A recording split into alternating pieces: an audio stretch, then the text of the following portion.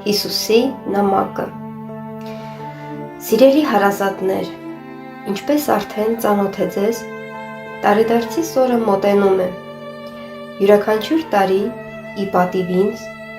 տոնախմբություններ են կազմակերպվում։ Եվ այս տարի ևս նույնը պիտի կրկնվի։ Տարվա այս եղանակին շատերը նվերներ են գնում և աշխարհի 4 կողմերից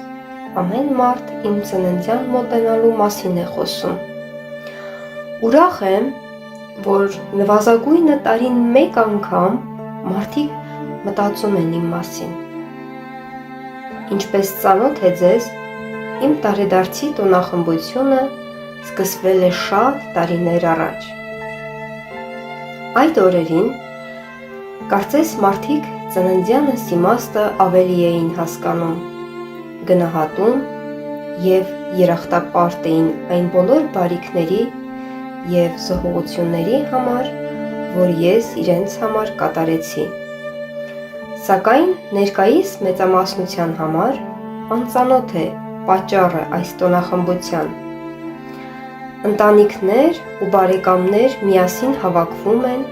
հաճելի պահեր վայելելու, առանց ըմբռնելու այս տոնախմբության նշանակությունը։ Հիշում եմ, որ անցյալ տարի շատ մեծ խրախճանք կազմակերպվեց ի պատիվ ինձ։ Ընթրիքի սեղանը առատ էր անուշահոտ ուտեստներով, պտուղներով և ընկույզներով։ Սենյակը շքեղ զարդարված էր և մեծ թվով նվերներ գեղեցիկ փաթեթավորված էին, բայց կուզենաք իմանալ իրականությունը, որ ես իմ տարեդարձին հրավիրված չէի։ Նրանք մոռացել էին պատվական հյուրին հրավիրելու։ Տոնախմբությունը ինձ համար էր, բայց երբ այդ մեծ օրը հասավ, ինձ ամբողջովին անտեսեցին, դուռը փակելով իմ երեսին։ Թեև շատ կուզեի իրենց հետ լինել ընթրիքի սեղանին մասնակցելով։ Այս արարքը ինձ ամենևին չզարմացրեց, նկատի ունենալով, որ վերջին մի քանի տարիների ընթացքում մեծ թվով տների դռներ են փակվում իմ առջև։ Թեև հրավիրված չէի, սակայն որոշեցի անաղմուկ ներս մտնել և մի անկյուն զբաղեցնել։ Եվ միշտ նրանք խմում էին, հարբում, ծիծաղում և հաճելի ժամանակ էին անցկացնում, հանկարծս կամ մեկը կարմիր հագած, սպիտակ մորուքով, շնչասպառ վազելով ներս մտավ, հո գոռալով։ Նա հարբած էր երևում, նստեց աթոռի վրա և փոքրիկները դեպի իրեն վազելով ձմեռ պապիկ բացականչեցին, կարծես թե տոնախմբությունը ի պատիվ նրան էր։ Կեսգիշերվա ժամը 12-ին բոլոր ներկաները սկսեցին միմյանց ողջագուրել։ Մոտենալով ձեռքերս երկարացրեցի, որպեսզի նրանցից մեկն էլ ինձ փաթաթվեր։ Սակայն գիտեք, ոչ մեկը չմոտեցավ ինձ։ Բոլորը իրար նվերներ տվեցին ու նրանք մեկ առ մեկ բացեցին մեծ ակնկալությամբ։ Երբ բոլոր նվերները բացեցին, նայեցի տեսնելու համար, թե արդյոք ինձ համար մի նվեր կար։ Ինչ ես մտածում, երբ քո տարեդարձն է և բոլորը միմյանց նվերներ են տալիս, բայց ոչ տարեդարձի տիրոջը։ Համոզվելով, որ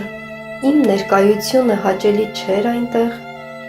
ես անաղմուկ հեռացա այդ տնից։ Ամեն տարի դրությունն ավելի էր վատթարանում։ Մարդիկ միայն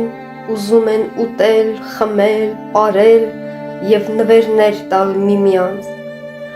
Ոչ մեկը ինձ չի հիշում։ Երազանքս այն է,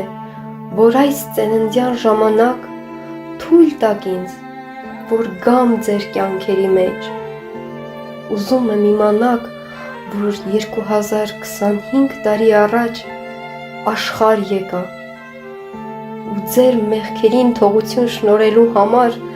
խաչափայտի վրա իմ արյունը թափելով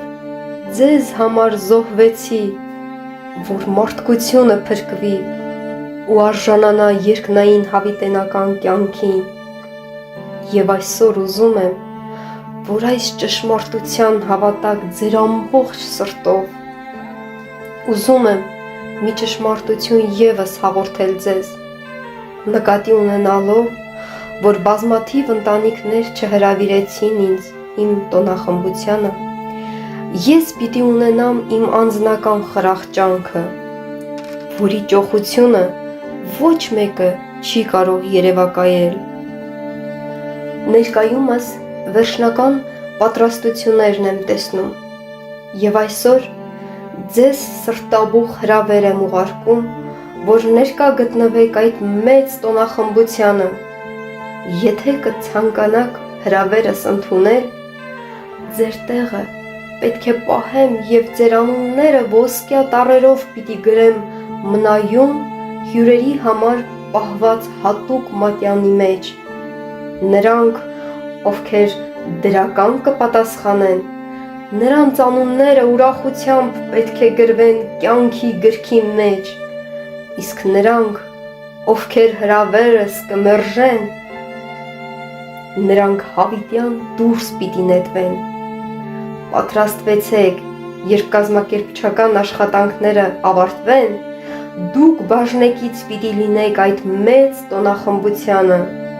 ձեզ շուտով տեսնելու փափագով և անհուն սիրով Հիսուս։